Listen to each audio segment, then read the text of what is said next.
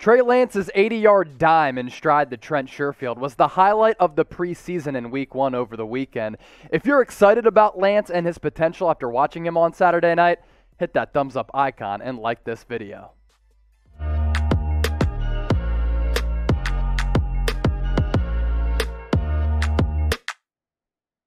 Happy Monday, faithful. Welcome into the 49ers Report on Chat Sports. I am your host, Chase Sr. Give me a follow on Twitter and Instagram at Chase_Senior.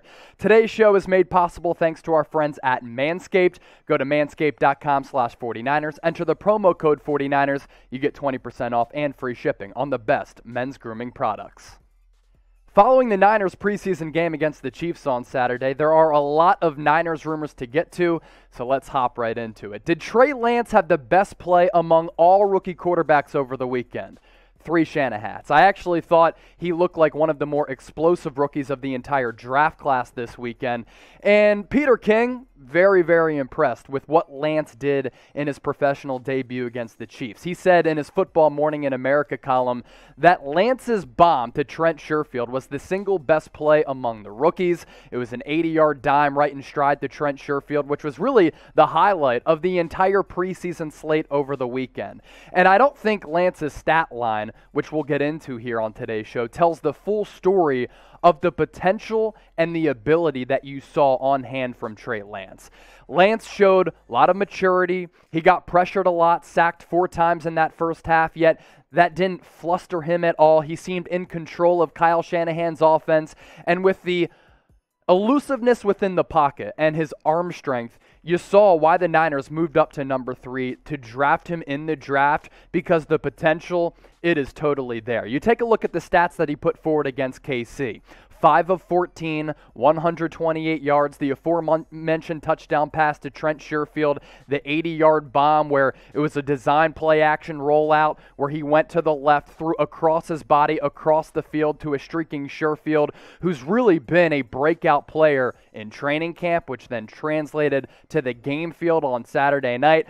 And the 4 sacks for Lance, he took responsibility for those sacks. I didn't think he had to, because the offensive line in front of him was awful. I thought the protection issues lasted the entire night for Jimmy G, Lance, as well as Josh Rosen. And some people are panicking a little bit about the stat line for Lance. 5 of 14. They didn't think he was all too accurate.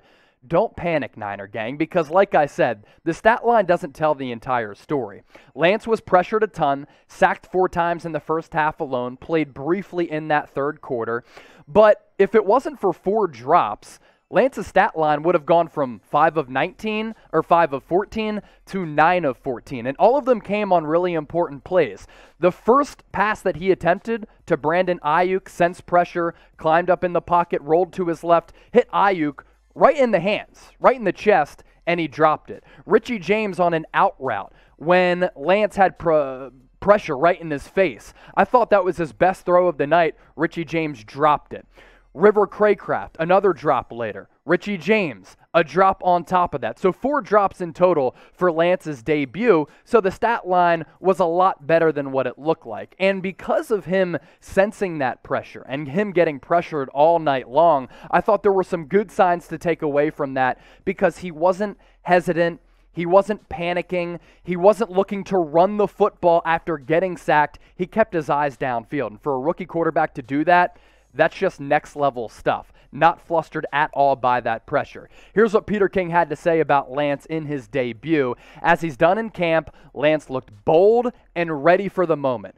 Firing that pass to Sherfield, 46 yards in the air for an 80-yard score. This isn't a case where the vet is laboring and a contender needs a shot of young adrenaline. Jimmy Garoppolo has done what the Niners thought he'd do in camp. Less than 4 weeks from opening day, the Niners can afford to be patient with Lance. It's very possible to read too much into the preseason, but Lance, in his first ever appearance, made a longer throw, 80 yards, than Jimmy Garoppolo has ever completed, and he looked oh so smooth doing it, executing Kyle Shanahan's play action. This coming from CBS Sports on top of what Peter King had to say, before rolling left and uncorking a beautiful touch pass reminiscent of his North Dakota State dimes. Here's the point. Lance is a naturally gifted playmaker, and while Garoppolo's experience gives him the temporary leg up on quarterback quarterback one duties, it's only a matter of time for Lance. And I want to address the preseason hype train for all of the rookie quarterbacks out there, because it's funny when you dumb it down.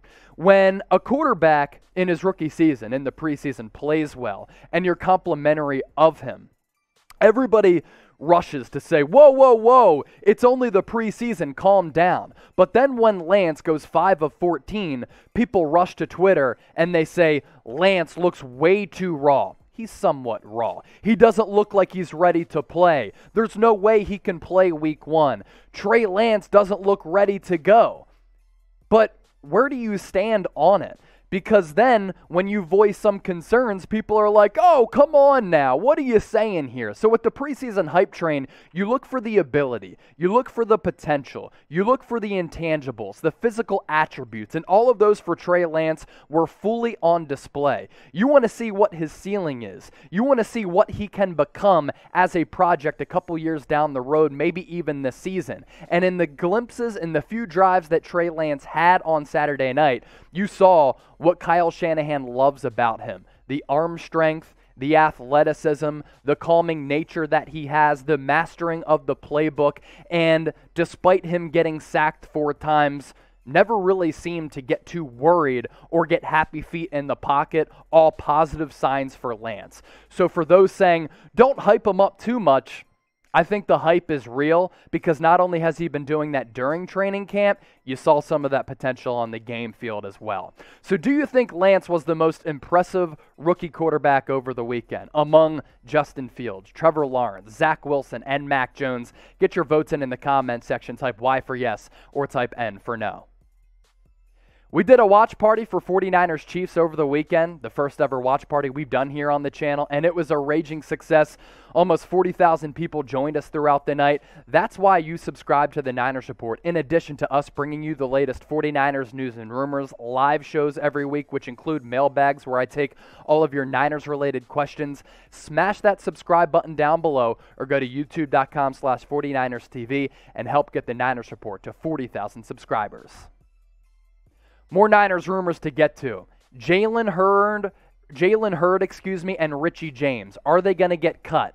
3 Shanahats. I think there's some validity to it, and I think after what you saw on Saturday night, there's a possibility that both Hurd and James get cut, because some of the other wide receivers on this roster are either on the field and playing, unlike Hurd, or making the most of their opportunities, unlike James. So Jalen Hurd has so much physical ability. You turn on his highlights from Baylor and Tennessee at the college ranks, and you're like, wow, I totally see why the Niners selected him in the 3rd round of the 2019 NFL Draft. But here's the problem. Didn't play his rookie year because of that back injury. Didn't play last year because of the ACL injury. And throughout training camp, he has barely practiced at all. Didn't play against the Chiefs on Saturday night. Last week, didn't practice because, according to Kyle Shanahan, he, quote, didn't feel right. And Hurd hasn't played a regular season snap since getting drafted in 2019. So you can talk about the ability and the potential all you want. I want to talk about his availability. And Hurd hasn't been available to display that ability and that potential. As for Richie James, currently right now might be on the right side on this roster bubble, but that could change really quickly. Currently slated as the first-team kick returner. He's the second-team punt returner behind Brandon Ayuk. He's also the second-string wide receiver behind Deebo Samuel. But here's the problem with Richie James. He's dropping a lot of balls in training camp, and he had 2 more drops on Saturday night on balls from Trey Lance that were totally catchable in some big moments. And other players on the roster outside of James are stepping up, and they're proving their value. I thought Jauan Jennings looked really explosive, and he made the most out of his opportunities. Against the Chiefs, 3 receptions for 24 yards, 2 carries on backwards passes that were registered as carries for 23 yards. He looked really explosive with the ball in his hands, more so than a guy like Richie James. Nsimba Webster, it's going to be tough for him to make this roster, but he's going to be able to possibly crack the rotation as the 4th, 5th, or 6th wide receiver on this roster, depending on how many Kyle Shanahan keeps, if he keeps on making plays. And I thought he showed some ability as well. 2 catches for 18 yards against the Chiefs in that second half. And Trent Sherfield, I think it's realistic to say that Sherfield might be the wide receiver 3 or the wide receiver 4 on this roster. He's built a really good rapport with Trey Lance. He's come through with a lot of explosive plays in training camp. And what did he do on Saturday night? The highlight of the weekend in the NFL preseason, 80-yard bomb from Trey Lance, and the getaway speed that he was able to display, impressive. And one of the best things about Sherfield, he's young at 25 years old, looks as though he has a lot of ability and potential, but he's also really cheap. And on a roster that is starting to get a little bit more expensive because the Niners are retaining some of their young pieces, Sherfield could be a bargain player on this team. You can't make the club from the tub.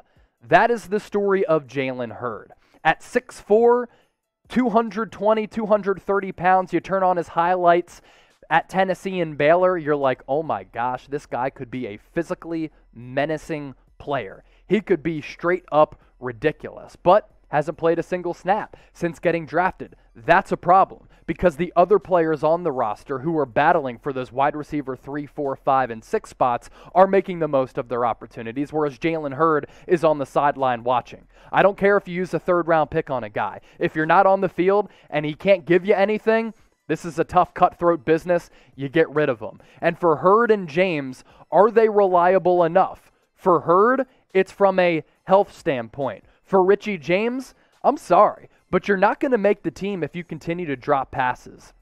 Even if you're giving this team special teams snaps and special teams reps at the kick returner spots and punt returner spots. If you continue to drop balls, that's going to frustrate the hell out of Kyle Shanahan and Mike McDaniel. And you won't make the roster if other guys are catching the football. So the chances that Hurd and James get cut, where do you stand on this? L for likely, U for unlikely. Get those votes in the comment section. I think I'm going to submit my L because I think it's likely that Hurd and James could get cut. Hurd because of injury issues, James because of drop issues. 49ers Report is made possible today thanks to our friends at MANSCAPED. Trey Lance, he dropped that dime ball to Trent Sherfield on Saturday night. If you want to dime up your balls, you can do so with Manscaped. Get 20% off and free shipping on the best men's grooming products. All you got to do, use that link at the bottom of your screen, manscaped.com/49ers. You enter the promo code 49ers, and at checkout, you automatically get 20% off. The Lawnmower 4.0, it's got some versatility, just like Fred Warner does, because he can either rush the passer or drop back in coverage. 4 interchangeable blades, a battery life that lasts an eternity, kind of like Trent Williams and his durability throughout his career. There's also a light on the Lawnmower 4.0, so you can see what you're doing, whether you're cutting down the nether region, your chest, your back, your beard, your hair. You can do it all with the Lawnmower 4.0. Once again, manscaped.com/49ers. Enter the promo code 49ers. Jordan Matthews, is it going to make the team as a backup tight end to Shanahan's? And over time, I've warmed up more and more to this idea. In my latest roster projection, I had Matthews making the team as a backup tight end. And in his first game as a tight end on Saturday night, I thought he really flashed. Converting to tight end, for those not familiar, he's been a long-time wide receiver for the Philadelphia Eagles after getting drafted in the second round. He went to the Buffalo Bills last year, played very briefly with the Niners. And I think because he has that receiving experience out wide as well as in the slot, kind of gives the Niners an intriguing option, given his receiver experience. But also, this is a guy who's always put forward a very good work ethic. He always displays a lot of effort, a lot of grit. And in his first game as a tight end, he didn't look like he was making a debut at a brand new position. Here's what The Athletic had to say on Jordan Matthews. They were impressed by him just like I was. Jordan Matthews was prominent in his debut at tight end. He caught 1 short pass, broke a tackle, and gained 16 yards. He also had 2 special teams tackles, and along with tackle Sean Coleman, cleared some room for JaMycal Hasty on the running back's 4-yard touchdown run late in the game. So to summarize all of that up, you saw Matthews running with physicality, good yak, good physicality on that run as he lowered the shoulder, and I really like that component of his game. But if Matthews can also give you a little bit of a blocking force, After being a wide receiver, that's impressive, but more so special teams. So you're looking at a player in Jordan Matthews who's on the roster bubble right now, fighting for a roster spot, taking over a new position for him, and he's catching the football,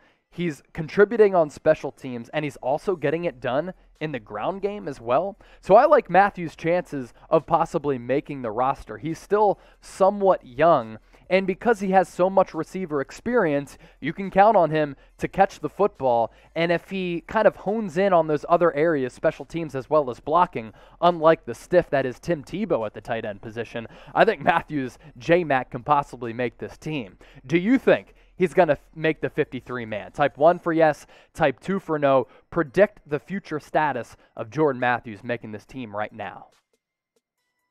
Once again, before we get out of here, hope you're all having a great Monday. Subscribe to the Niners Report and make my Monday even better. If we get to 40,000 subscribers before the start of the NFL season, I might have to do a show with my damn shirt off. We bring you the latest 49ers news and rumors, coverage year-round, videos every single day for free, live shows every week, and anytime breaking news happens, we have you covered here on the channel. So smash and annihilate that subscribe button down below or go to youtube.com/49ers TV.